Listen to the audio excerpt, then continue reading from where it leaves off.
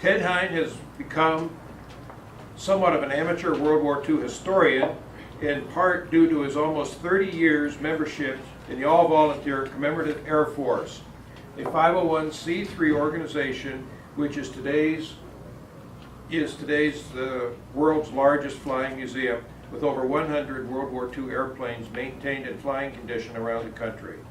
In early June of each year, we're reminded of the anniversary of D-Day. This is in large part due to its being the largest sea invasion in human history.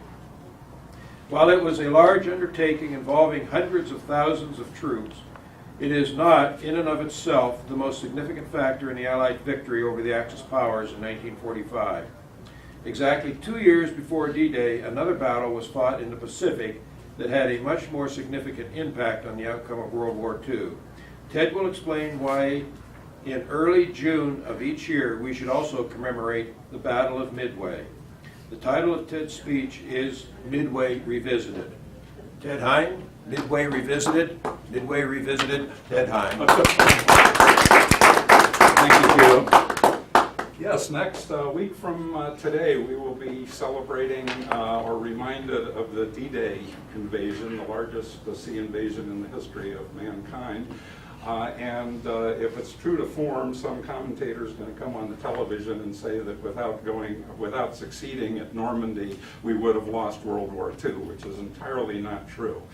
By June of 1944, we had won the Battle of the Atlantic. Our cargo ships were getting through without being sunk by German submarines. The Italians had thrown in the towel and we were marching north toward the underbelly of Europe. The Russians were making progress on the Eastern Front, and the German Luftwaffe had almost been destroyed. We had control of the airspace over Europe. Finally, we were bombing German cities and their ability to make war every day and night. Had we not made it ashore at Normandy, it would have caused the war to perhaps last another couple of months, perhaps as long as 6 months, but it wouldn't have changed the outcome. Let me take a little aside and answer the question, why did we win World War II? Well, there's a tendency among many to think that it was because we fought harder, we were smarter, we had better technology. Perhaps with the exception of the atomic bomb, none of that was true. We won World War II simply because we outproduced the rest of the world combined. Between 1942 and 1945, we produced more military equipment than both sides of the war, both combatants from all countries. And why were we able to do that? Well, a big reason for that is we didn't have our cities being bombed. Us and the Canadians were the only significant combatant on either side that during the war didn't actively have its cities and ability to wage war bombed regularly. That being said, let me now roll back the clock from June of 1944 to June 4th to 6th, 1942, when the Battle of Midway took place and probably changed the course of human history. And it's largely ignored and forgotten because of the larger battle at Normandy. Shortly after Pearl Harbor, the Japanese started conjuring up a plot to sink our carriers that they hadn't gotten at Pearl Harbor because fortunately they weren't there.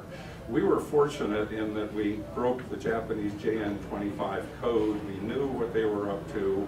Conceptually, we knew when and where to expect them. That gave us a slight tactical advantage, but not much of one. At that time in the war, we had exactly 3 aircraft carriers in the Pacific, one of which, the Yorktown, had been severely damaged at the Battle of Coral Sea and was only half operational. The Japanese had 10 aircraft carriers in the Pacific, 4 of which they allocated to the Battle of Midway directly, and 2 others they kept in reserve and were part of a distraction operation up in the Aleutians. Anyway, the 3 aircraft carriers were all that was between the Japanese and the west coast of the United States. Admiral Nimitz made one of the most courageous decisions of any military leader in American history, and he went all in. He committed everything we had to that one battle, and we were outnumbered. They had many more ships, many more planes. Anyway, the tactical battle is very complicated and long, but suffice it to say that what happened was we did pounce on them first, but they shot down all of our airplanes, and then we sent airplanes against their fleet. This is 200 miles apart. We sent more against theirs. They were shot down or sent back. It went on for a couple of days, and finally, in what has been called a miracle or plain dumb luck, in a matter of 6 minutes, our dive bombers got through and hit all 4 of their carriers, 3 of which sunk that afternoon. The other one we had to finalize sinking the next day. It was a horrendous victory for the United States.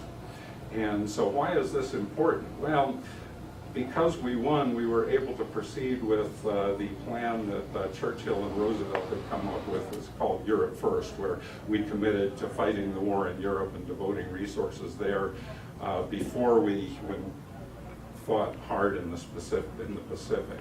We were able to implement that policy. We sent George Patton and his tanks into North Africa. We started sending all the airplanes we could make into England. On the other side of the coin, and the rest is history, on the other side of the coin, what would have happened had we lost at Midway, had they sunk our carriers? Well, there was nothing between the Japanese and the West Coast.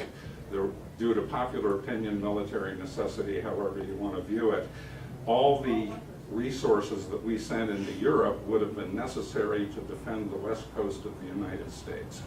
Instead of building bombers to fly over Europe, we would have been building patrol airplanes. We would have been fortifying the west coast with gun emplacements, troops all along the 2,500-mile border or seacoast between San Diego and Anchorage, Alaska.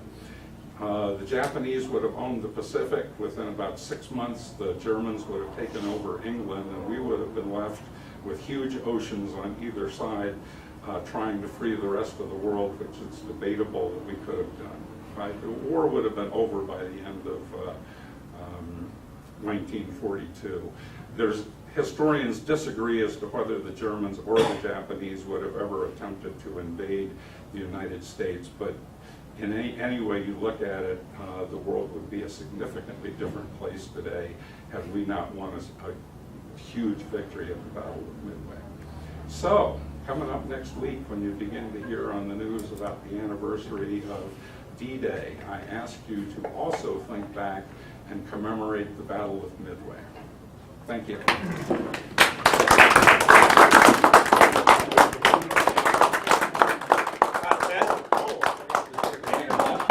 I don't want to